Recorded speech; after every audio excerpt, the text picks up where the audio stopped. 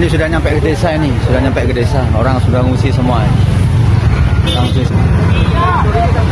Sudah nyampe ke desa. Mount Semeru erupts again in alert status, handling the impact of the disaster. As of today, Monday, May 12, 2022, Mount Semeru is still releasing hot clouds of avalanches with an amplitude of 25 mm and an earthquake lasting 386 seconds. Officer of the Semeru Volcano Observation Post, PPGA, Mukdas Sofian, said that the activity of Mount Semeru during the observation period December 5, 2022 at 0.00 to 6.00 WIB experienced one hot cloud avalanche with an amplitude of 25 mm and an earthquake lasting 386 seconds.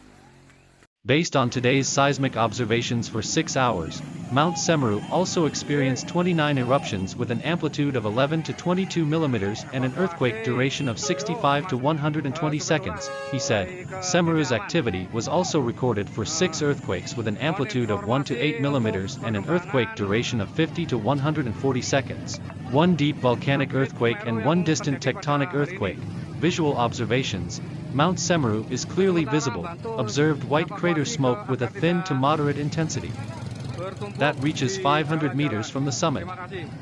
Then weak winds to the southwest, he said. The Center for Volcanology and Geological Hazard Mitigation, PPGA, stated that the status of Mount Semeru in East Java on Sunday, December 4, 2022 had been raised from level 3 or standby to level 4 or watch out starting at 12.00 WIB. The status of Mount Semeru has been raised from standby, level 3, to caution, level 4, starting Sunday, December 4, 2022 at 12.00 WIB, said the head of PPGA Hendra Ganawan in his statement. Volcanologist from the Bandung Institute of Technology, ITB, Mirzam Abdurrahman said that the eruption of Mount Semeru on Sunday, December 4 was different from previous eruptions.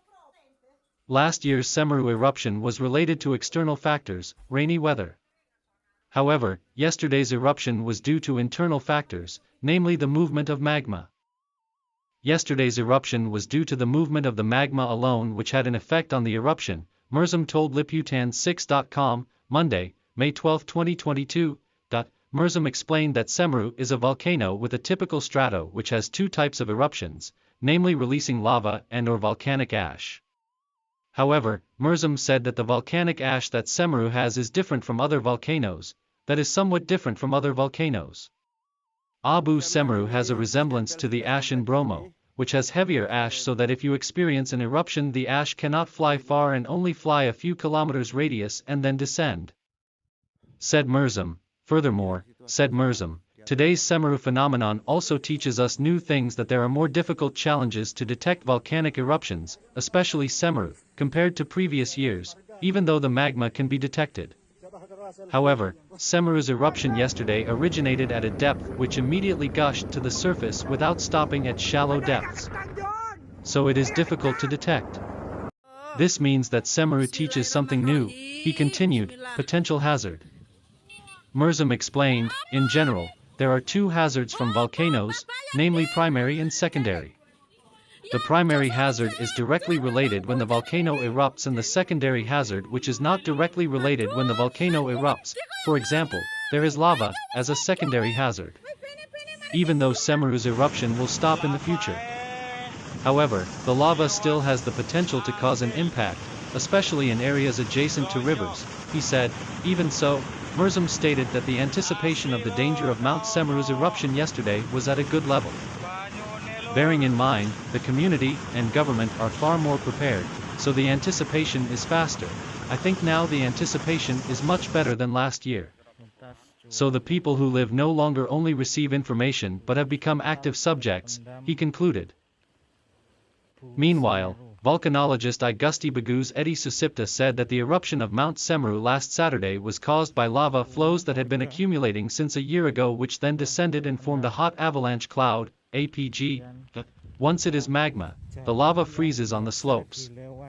Then it falls, it will form hot clouds, APG, from the lava tongue, Baguz told Liputan6.com, Monday, May 12, 2022. This lecturer in geological engineering at the Bandung Institute of Technology, ITB, added that the incident that occurred at Semeru yesterday was not an eruption. Instead, it is the avalanche of hot clouds, APG, which increases the activity of Mount Semeru. I'm not saying an eruption, but an APG. Earlier I saw the APG was still there, which means that the condition of Semeru is still unstable, he said. Furthermore, said Bagus, the potential for APG is estimated to still be possible for the next few days, maybe in the next few days still.